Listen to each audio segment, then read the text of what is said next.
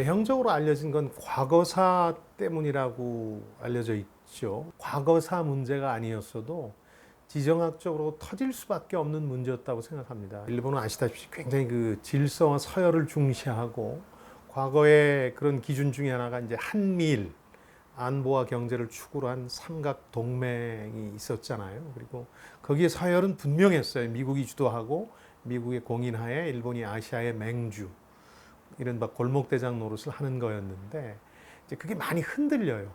흔들리는 가장 큰 원인은 계기가 됐던 건 트럼프 대통령이라는 분이 나와서 미국 우선주의를 채택하면서 과거와 같은 식의 그런 서열 이런 걸 따지는 게 아니라, 동맹을 따지는 게 아니라 미국한테 얼마나 이해가 될 것이냐, 이득이 될 것이냐만 따지게 된 거거든요. 이런 상황에서 우리가 또 경제적으로 부상하고 그러면서 일본의 입지가 많이 흔들리는 거예요. 전통적인 이런 질서와 서열을 중시하는 나라로서는 막 고통스러운 과정이었고, 아마 그 일종의 그 마지막 계기가 됐던 게 G20 정상회담이었을 거예요. 그 당시에 이제 아베 총리를 중심으로 오랫동안 공을 들여서 자신들의 국제 무대에서 역할을 돋보이게 하려고 했는데 사실은 뒷전이 돼버렸죠.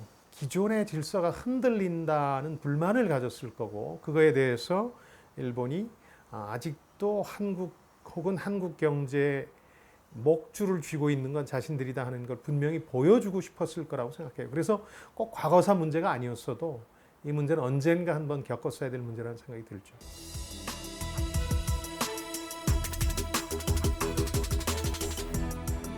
세계사에서 유해를 찾을 수 없다. 왜냐하면 무역 분쟁은 보통 그 무역 관계를 통해서 상대방이 너무 많은 것을 얻어갈 때, 마치 미국이 중국에 대해서 그랬듯이, 중국은 미국에 매년 600조 원 이상을 파는 나라니까 미국의 저런 횡포를 보면서도 본격적으로 시비를 걸진 못하잖아요. 미중 무역 분쟁하고 똑같은 형태가 될 수 없는 게 뭐냐면, 일본은 우리한테 일방적인 경제협력 관계에서 수익을 얻어가고 있거든요. 핵심적인 분야에서는 일본이 우리 목줄을 쥐고 있는 게 맞아요. 핵심 소재, 부품, 장비에서는. 그런데 완제품이나 이런 분야에서는 우리가 일본을 2010년경부터 앞지른 분야도 많거든요.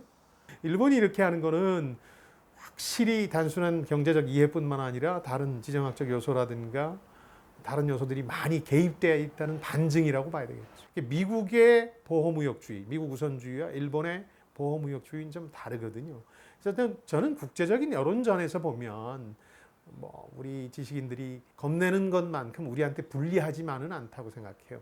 다만 이제 특히 일부 비판가들이 미국의 용인하에 저런 카드를 일본이 쓴 것이냐 하는 쟁점을 제기하고 있는데, 근데 저는 용인이건 뭐건 묵인이건 간에 미국은 늘 그걸 재고 있을 거라고 생각해요. 트럼프 대통령 같은 경우는 특히 이게 미국의 득이 되느냐 아니냐. 지금으로서는 이걸 말리는 것도 미국의 큰 득이라고 생각 안 되니까 그냥 놔두는데, 예를 들어서 북한 비핵화 협상의 본격적인 전개라든가 그 다음에 세계 정세가 조금의 변화라도 있어서 이걸 말리는 것이 미국 혹은 트럼프 대통령 입장에서 득이 된다 싶으면 득달같이 말릴 수도 있는 거거든요. 그런 상황은 언제든 변화할 수 있기 때문에 일본이 결코 국제 여론이나 이런 부분에서 유리하다고 생각하지는 않습니다.